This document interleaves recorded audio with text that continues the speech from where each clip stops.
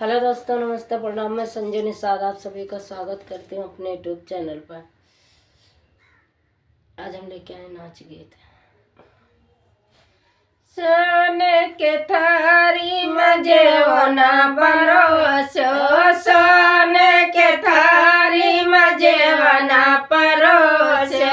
सोने के थारी मजे होना परोसो, जे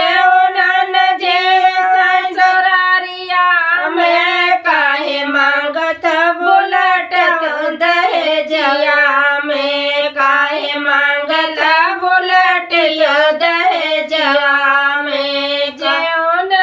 जेवन ससुरारिया में, काहे मांगला बुलटिया दहेजिया में, काहे मांगला बुलटिया दहेजवा में, तेलवा के पैसा नहीं जेबिया में, तेलवा के पैसा नहीं जेबिया में, काहे मांगला बुलट तो दहेजिया में, काहे मांगला बुलट तो दहेजिया में, काहे मांगला बुलट तो दहेजिया में, झांझर गेड़ुआ गंगा जल पानी, झांझर गेड़ुआ गंगा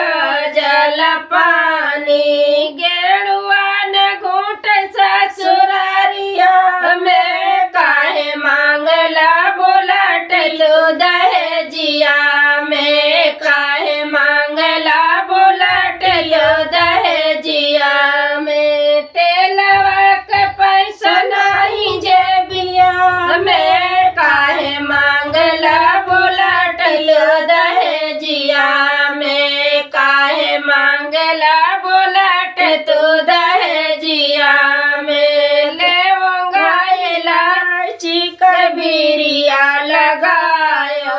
लेवंगा इलायची कबीरिया लगायो, बीरिया न रोज ससुरारिया में, काहे मांगला बुलट तो दहेजिया में, काहे मांगला बुलट तो दहेजिया में, तेलवा के पैसा नहीं जेबिया में, काहे मांगला बुलट तो दहेजिया में, काहे मांगला बुलट तो दहेजिया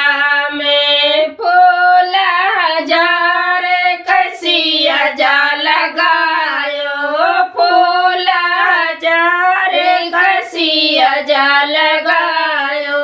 सजिया न सोत ससुरारिया में, काहे मांगला बुलट तो दहेजिया में, काहे मांगला बुलट तो दहेजिया में, तेलवा के पैसा नहीं जेबिया में, काहे मांगला